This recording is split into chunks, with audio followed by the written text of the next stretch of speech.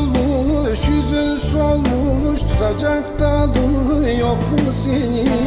Söyle yarim, söyle söyle, neyi var senin? Haydi söyle.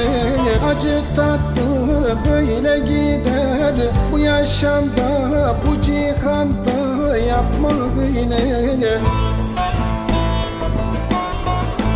Kabul et yarim, böyle gelmiş böyle gider bu kervan.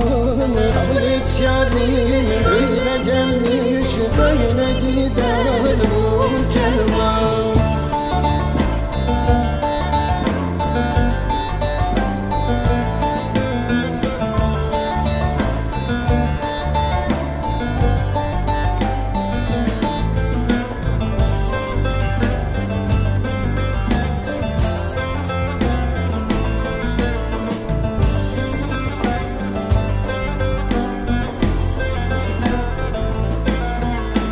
Yorgun bitkin, solmuş gülün, bağın bahçen etme yarim. Gel içine, bak dışına, görünüyor yolun, açılmış bahtın. Yeter artık, dönder dönsün, senin çarkın geçsin pasın. Kabul et yarim, böyle gelmiş böyle gider bu kervan. Kabul et yarim, böyle gelmiş böyle gider bu kervan.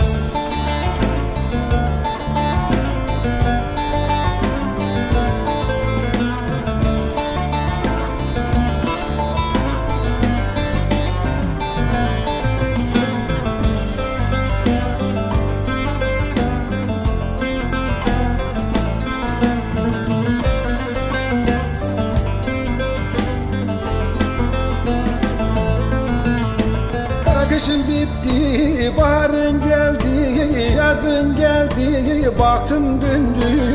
Bağın bahçen gülün açtı, açıldı gözün, günün geldi.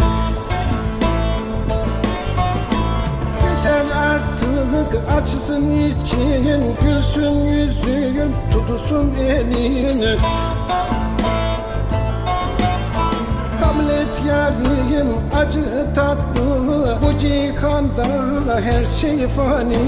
Kabul et yarim, acı tatlı bu cihanda, her şey fani.